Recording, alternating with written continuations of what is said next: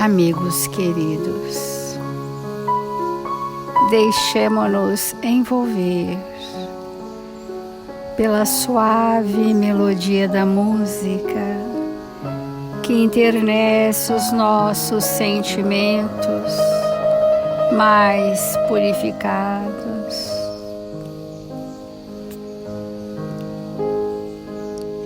E juntos elevarmos o nosso pensamento a Deus, Pai amantíssimo, e a Jesus, Mestre amado, rogando ao seu coração misericordioso que tenha compaixão e piedade de todos nós, na nossa pequenez espiritual.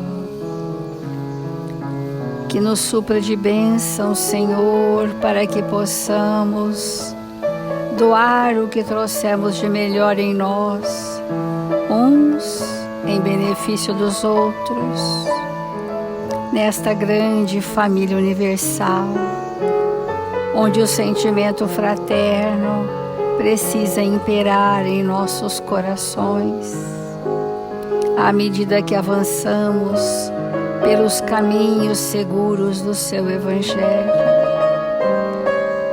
Que os amigos espirituais, em nome da paz e da verdade, envolvam a humanidade na terra de esperança, coragem e bom ânimo.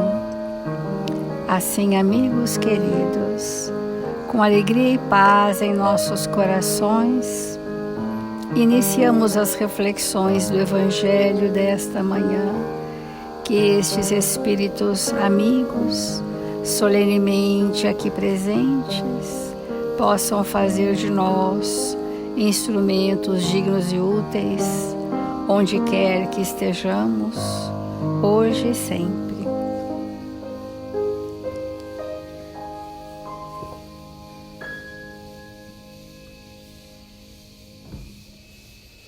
Do Evangelho segundo o Espiritismo, o capítulo 5, Bem-aventurados os aflitos. E dentro dessas bem-aventuranças, nós estamos no item Provas voluntárias, o verdadeiro cilício. E a questão 28 vai falar sobre a eutanásia. Um homem está agonizante, vítima de cruéis sofrimentos. Sabe-se que seu estado é desesperador. É permitido poupar-lhe alguns instantes de angústia, apressando-lhe o fim? Nós temos já há 3 dias desenvolvido um pensamento da doutrina espírita a respeito de que nos é dado, sim, poupar as pessoas de sofrimento, porque se a pessoa vem com uma prova em que inclua o sofrimento, a nossa oportunidade também no nosso planejamento reencarnatório é aliviar o sofrimento daquela pessoa. E isto pode ser feito enquanto vida houver, energia houver. Isto deve ser feito enquanto ela está encarnada até o último instante, aliviar, acalmar, amparar, cuidar paliativamente, para que aquele corpo não precise passar por estertores de sofrimentos, porque a ciência avança exatamente para dar esse nível de conforto, de bem-estar, de equilíbrio àquele ser que naquele momento está num estado agonizante, né? Temos falado também que todo minuto neste corpo é extremamente importante para que o espírito faça compreensões, faça nova experiência que muito vai lhe acrescentar no seu futuro. E até a experiência de resistir à dor, de aumentar o limiar de tolerância às limitações que aquele corpo impõe, É uma experiência que vai gerar uma humildade perante a vontade de Deus em nossas vidas, de nós cedermos aos imperativos da lei, de nós sermos cuidados pelas pessoas, de ficarmos dependentes dos cuidados e da comiseração pública. Isso é grandioso para o espírito, né? Vencermos o orgulho. Então, muitas vezes, estes são recursos necessários. Mas, diz o Evangelho, o materialista que não vê senão o corpo e não considera a alma, não pode compreender essas coisas. Mas o espírita, que sabe o que se passa além do túmulo, conhece o valor do último pensamento. Nós temos falado que os momentos que precedem a desencarnação, que podem ser dias, horas, meses, esses momentos, nós fazemos uma revisão daquilo que foram os nossos fatos mais significativos durante a jornada terrena. Alguns o fazem com bastante lucidez e consciência e outros sem a menor condição, mas aquelas cenas perpassam o pensamento. E no momento do desligamento final, em que nós vamos receber a carga da experiência de uma existência, para ela ser registrada no perispírito e levarmos para a vida eterna, nesse momento nós podemos desenvolver um pensamento que nos é característico. Nós decidirmos um pensamento naquele momento e levar conosco. Por isso que o Evangelho diz, o espírita conhece o valor do último pensamento, porque é assim que chegaremos no mundo espiritual, né? Com aquelas últimas impressões. Abrandai os últimos sofrimentos quanto esteja em vós, mas aguardai-vos de abreviar a vida. Não fosse senão de 1 minuto, porque esse minuto pode poupar muitas lágrimas no futuro. É diferente abreviar o sofrimento de abreviar a existência física. São coisas diferentes, né? Então é legítimo nós pouparmos o sofrimento, que é diferente de interromper o fluxo da existência. Este sim, cada segundo importa. E ontem nós começamos com a lição do Emmanuel, no Religião dos Espíritos, que vai falar de sofrimento e eutanásia.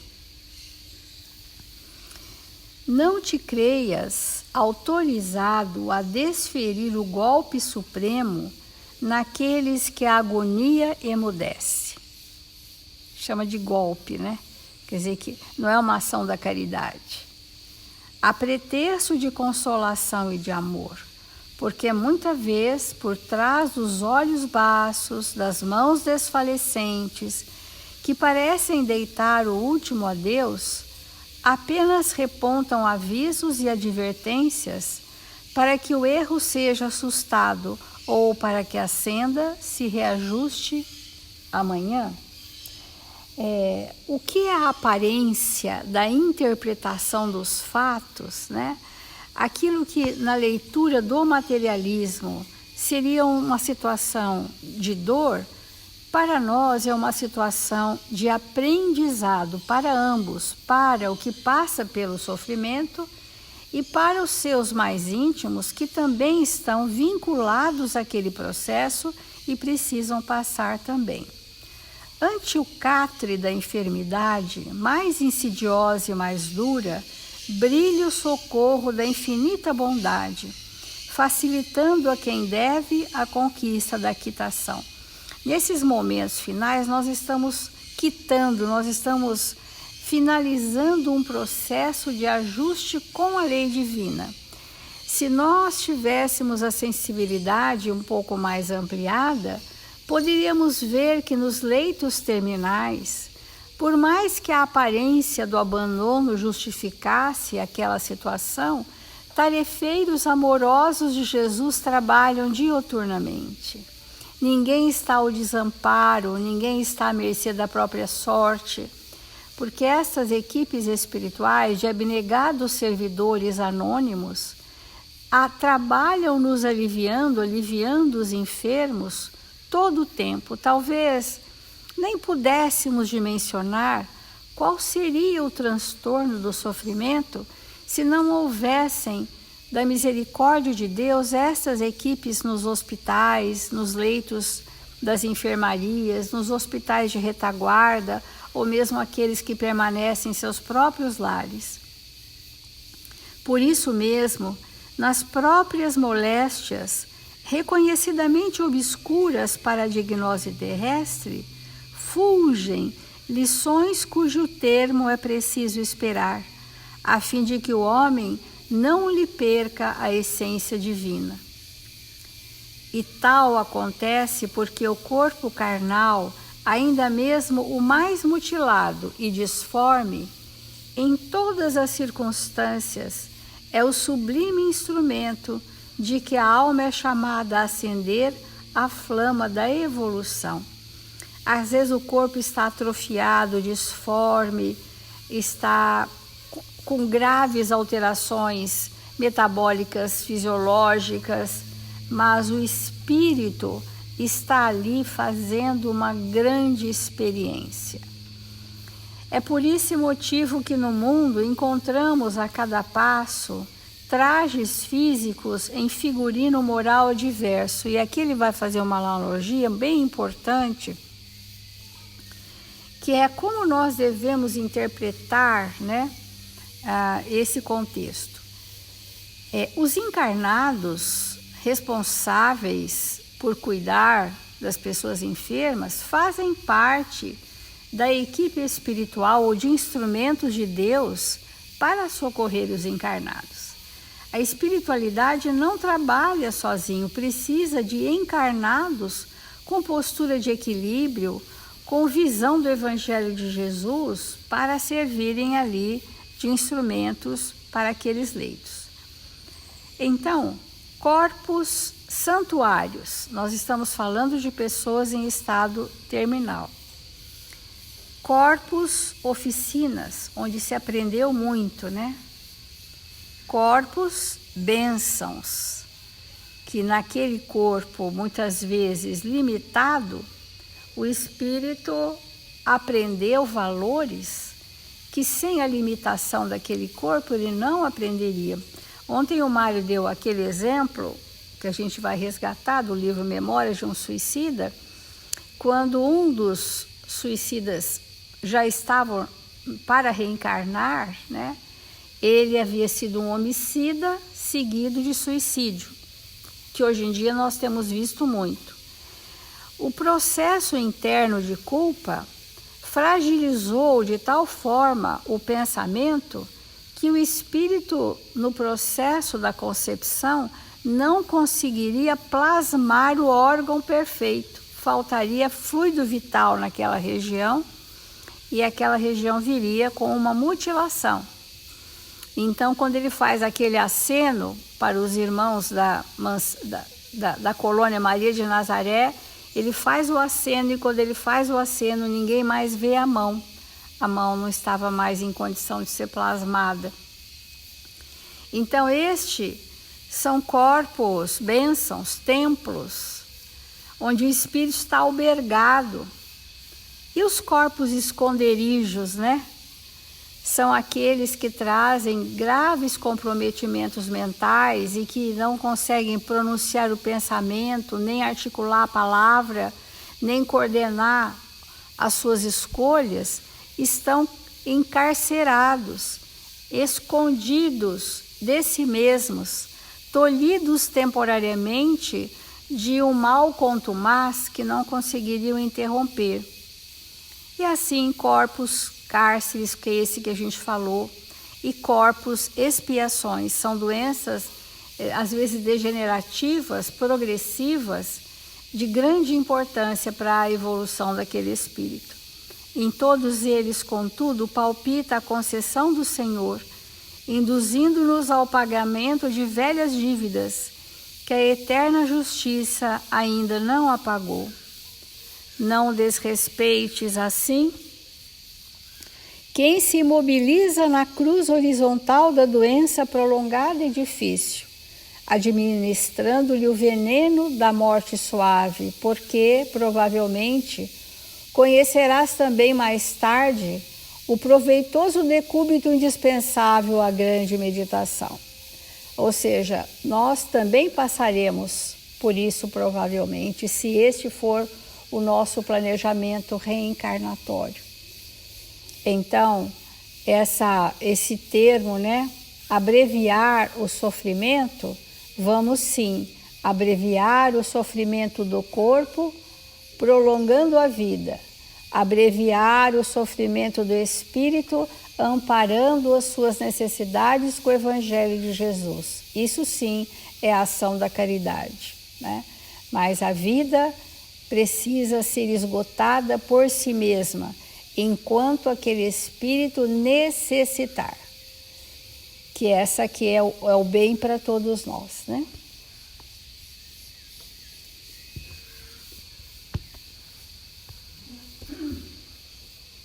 Nós estamos extremamente necessitados de espiritualizar a existência.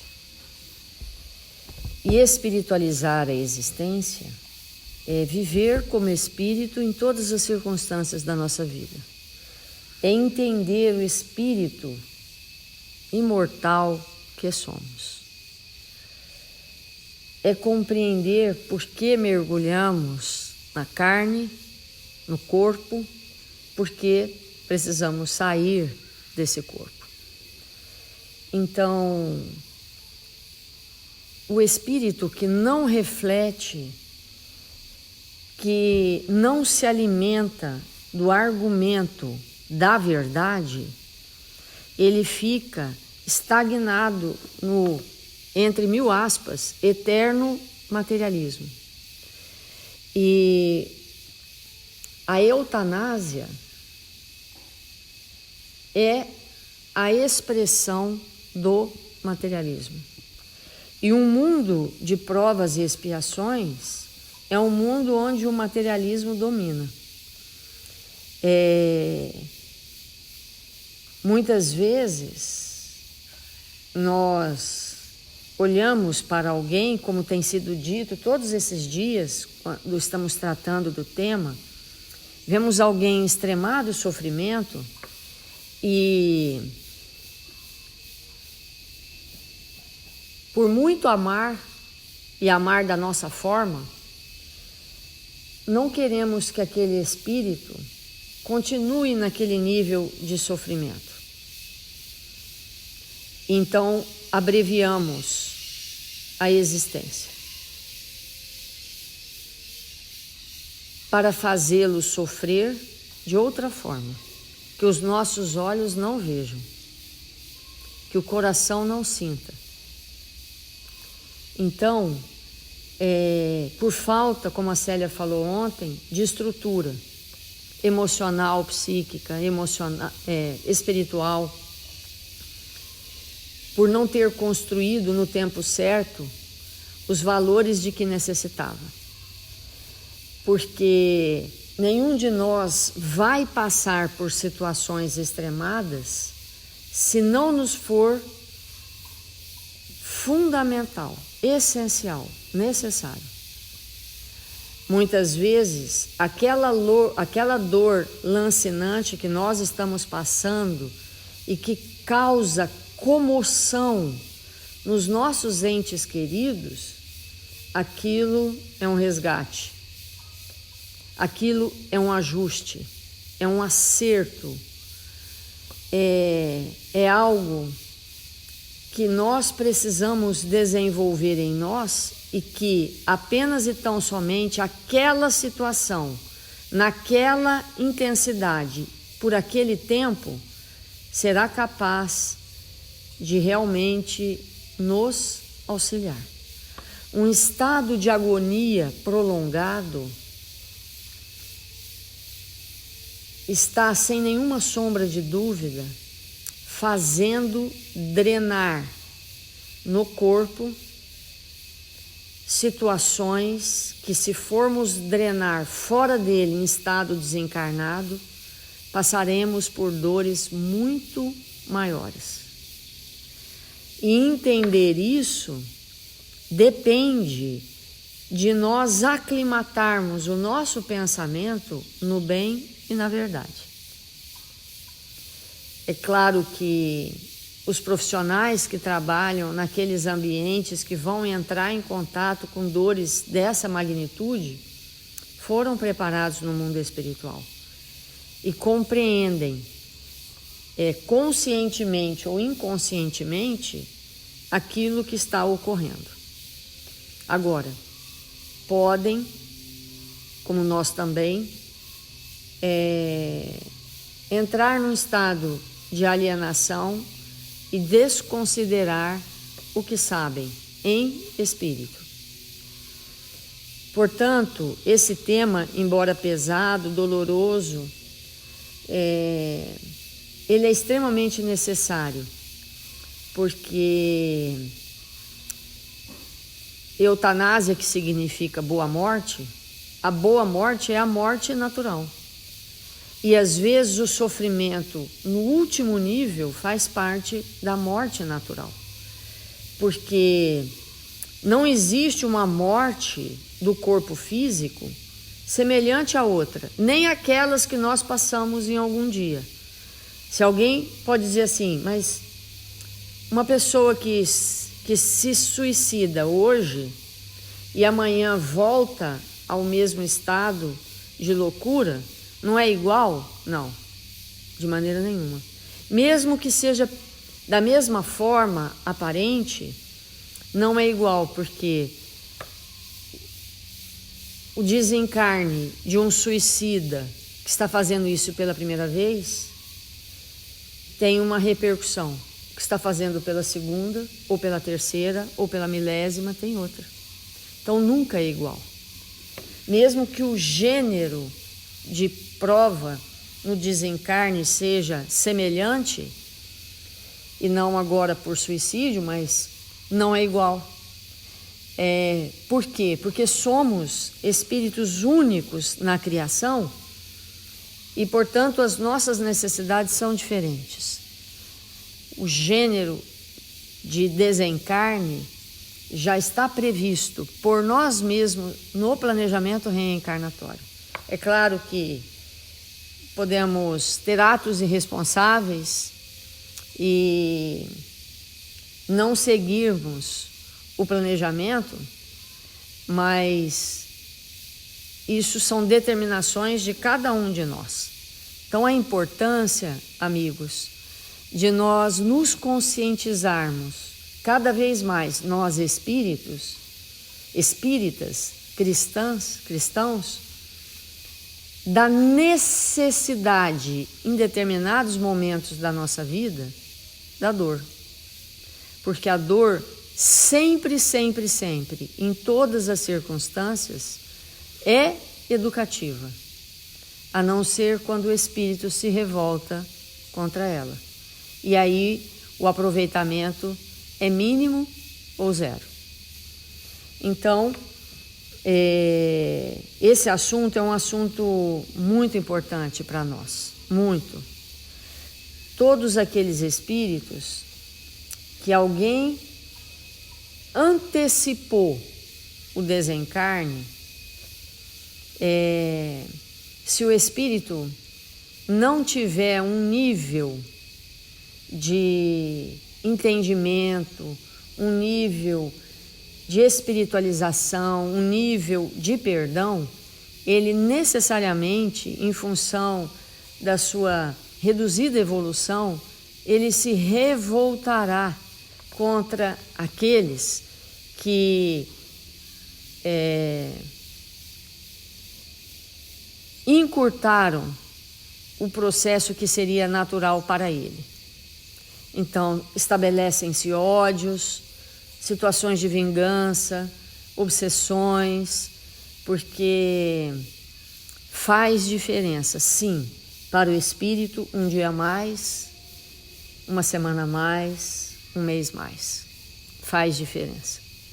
Então, nós, pelas nossas questões de ignorância, pelas nossas questões de dificuldades íntimas, encurtarmos o processo natural de alguém, é muito grave para nós e para aqueles que partem. E dentro desse contexto, nós trouxemos um texto de Emmanuel intitulado Eutanásia e Vida. Amigos da Terra perguntam frequentemente pela opinião dos companheiros desencarnados com respeito à eutanásia e acrescentam que filósofos e cientistas diversos aderem hoje à ideia de se apoiarem longamente à morte administrada, seja por imposição dos recursos medicamentosos ou por abandono de tratamento.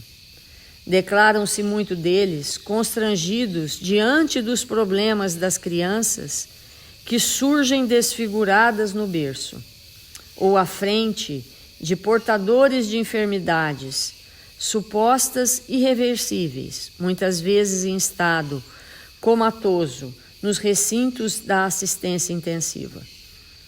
Então, há práticas hoje, amigos, século XXI, há práticas em muitas culturas, em muitas nações, quando um reencarnante nasce com dificuldades, com problemas, ele ser conduzido à morte de alguma forma.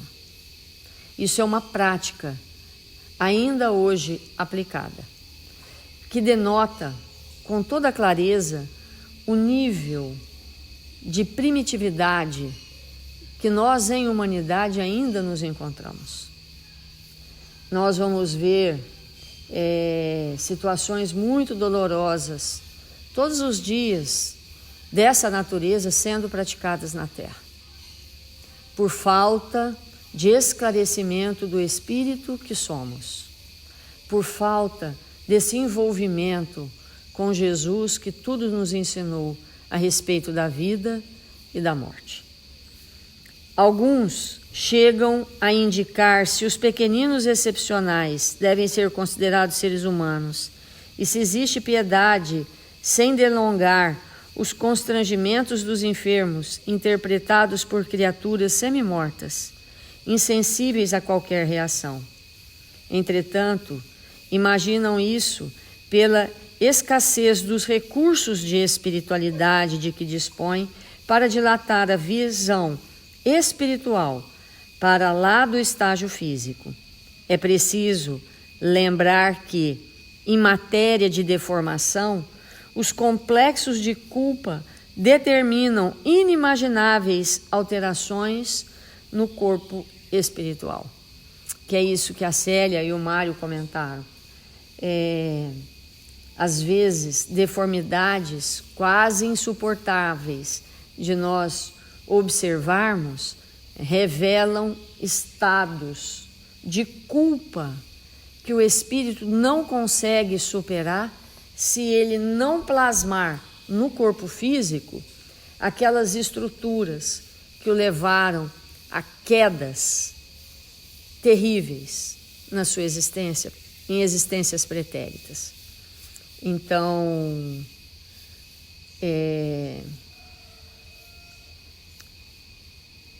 quantos profissionais de saúde, ao fazerem um exame e perceberem problemas graves nos fetos, recomendam, incitam, induzem que o espírito reencarnante não nasça. E tudo isso faz parte de uma demência. Isso faz parte de uma ignorância. Isso faz parte de estados alienantes do pensamento. O homem vê unicamente o carro orgânico em que o espírito viaja no tempo e no espaço. André Luiz, E mesmo Emmanuel nos esclarece que a consciência do espírito não está nem no tempo nem no espaço. Não está ali. Então, não é assunto para tratarmos hoje, mas é importante que a gente relembre esse conceito, porque nós somos espíritos em jornadas evolutivas importantíssimas para nós. E tudo que nos acontece é para o nosso bem. E ele continua. Vou ler só mais uma frase e depois a gente continua amanhã. Buscando a evolução própria, mas habitualmente não enxerga os retoques de aprimoramento ou as dilapidações que o passageiro vai imprimindo a si mesmo, para efeito de avaliação de mérito e demérito, quando se lhe promova o desencarne na estação de destino. Então, para onde vamos, como vamos, em que circunstâncias vamos partir, muitas vezes nós contamos com aqueles espíritos que estão ao nosso lado para nos amparar e para nos possibilitar que fiquemos 1 minuto a mais, 1 hora a mais, 1 dia a mais. Então vamos fazer a nossa prece.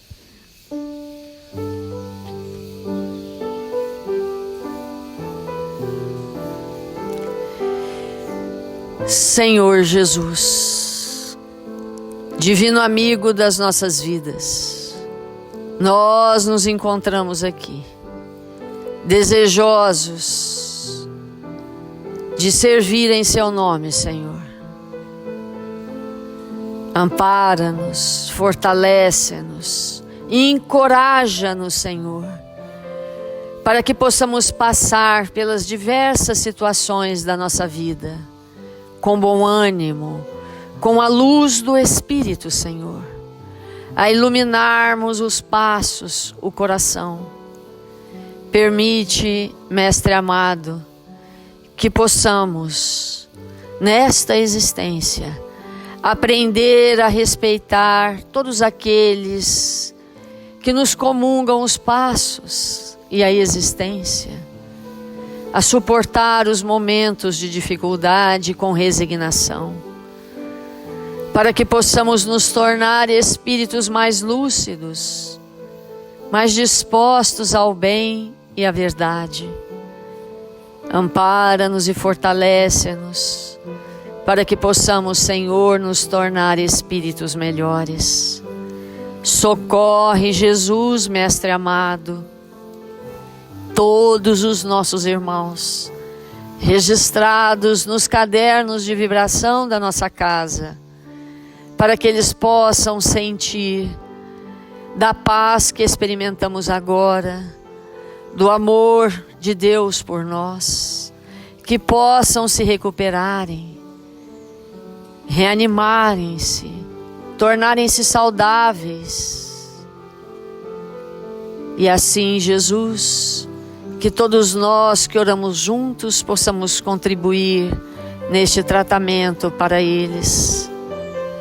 Rogamos ao Seu amor que possa envolver todos os brasileiros, espíritos que foram convidados por Ti a habitar a terra do Cruzeiro, para que esta nação seja de luz, a pátria do Evangelho. Que o Senhor nos abençoe e nos fortaleça, hoje e sempre. Que assim seja.